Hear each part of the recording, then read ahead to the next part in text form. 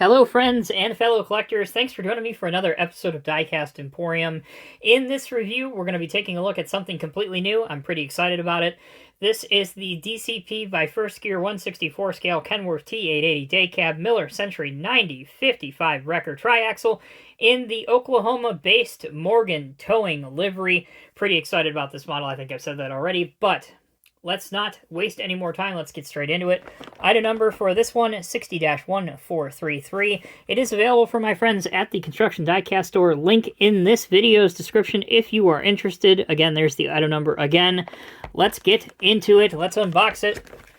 Like every DCP by First Gear model, it is housed in the pull-apart plastic formers, which are taped initially. So just make sure that you have a knife ready and be careful.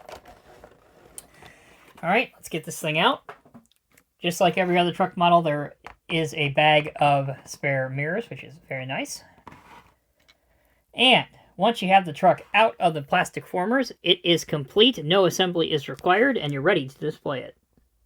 All right, beginning with the decal and paintwork on this model, it is quite sharp. So obviously the truck is predominantly painted in red with some silver and black highlighting. The boom is painted in black. The Morgan decaling is at least silver on the boom and white on the boom, Morgan towing here.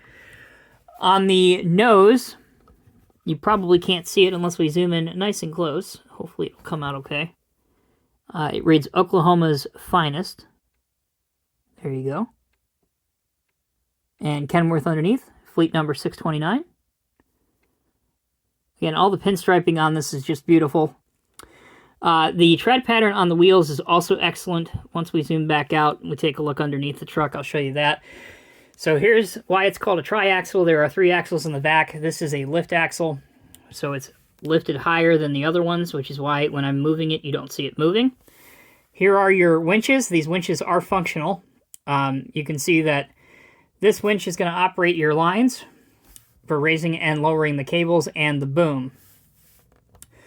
Moving along towards the top down now, you can see the clear light, the main light. That's your main warning beacon light, so that would be on as the tow truck is working.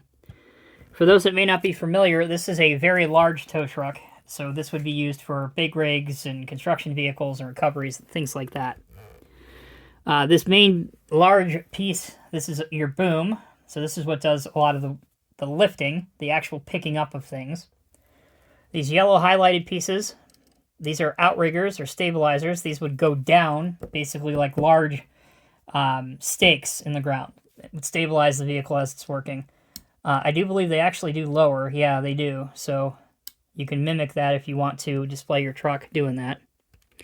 This is your underlay or your tow bar. This is what actually picks up the front of the disabled truck and carries it along. And it does not only move laterally up and down, but it does extend out. So as you can see, you can extend it out underneath the bumper. Again, here is your main boom section, which would operate up and down and in and out. For moving your winches, I'm not going to do it here because it's really easy to throw a line, but you simply move them by hand. So you would move them forward and back. I hope that's coming across on camera, because black is notoriously difficult to pick up any sort of detail. Hopefully you can see it. As for the other detail, you can see the running lights. Those are the orange lights. Those obviously would be on anytime the truck is on. Morgan towing and recovery. The doors do not open on this truck, but the hood does, which is kind of a hilarious irony. Even tow trucks do need maintenance and breakdown occasionally, so here's your hood open. Working steering. Quite a good range of steering on this truck. Several different angles you can set. There's more than just the normal 2 or 3 clickable angles. All right. Underneath. Here's what the underside looks like. And this is what I was talking about the different tread patterns. So let me draw your attention to the front axle. So note the tread pattern on those wheels and tires versus the tread pattern on the rear. Much different. Kind of cool. A subtle change, but it's detail that I personally appreciate. I don't know about the majority of you, but I certainly do. Okay, so we kind of combined a little bit of detail and functionality at the same time, but I do want to show you some more. So let's go back here to our lines, and you can move these. You can adjust these, and again, by working the winch mechanisms, you can take them out if you want. You can also move this up and down. You can move the whole mechanism up and down as I am via these hydraulic cylinders. And you can move the underlay or undertow out. Now, this piece is actually a relatively strong piece. So what I'm going to demonstrate is I'm going to bring in a Greenlight 1/64 scale Mac Anthem. So this cab that you see in the background happens to be the same scale as the tow truck, exact same scale. And we're gonna demonstrate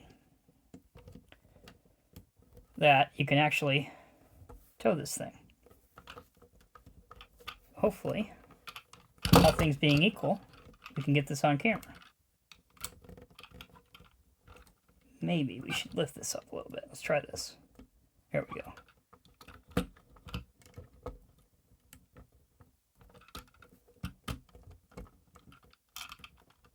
There we go. Okay. So, that probably is a little bit more than what you'd want. It's probably a little bit higher. But if you were displaying this, or using it in a diorama, you can see that that's supporting its own weight, and this is actually metal. The reason I chose this is actually a pretty heavy casting. There's a lot of die cast in this. So you could use other trucks from other manufacturers, DCP, whatever. But I wanted to show you, it took a little bit of effort, but it's strong enough. It's designed to hold other trucks, which is nice to see. So, there you go. This is available in other company liveries. It's available in other colors. I particularly like this red scheme for Morgan, but it's up to you. These are still available, as I said, from the Construction Diecast Store, link in the video's description. You can really trick this out. You can hook up the lines. You can, hook flashing lights up to the back. You can do really whatever you want with it, but basically just for purposes of the review, I wanted to show you that it actually does function, it does work, and you can set up some pretty interesting recovery scenes just using this truck and maybe one or two other models, so quite impressive. Anyway, thank you all very much for watching. Let me know what you think down in the comments section below, and if you look at your screen right now, you will see a huge playlist of all the other DCP and first gear models that I have filmed over the years, so you've earned it. Pull up a seat, pull up your favorite adult beverage, have a little binge watching session, let me know what you think. And again, short term and long term, we got a lot of stuff coming up, so I really hope that you'll stick around.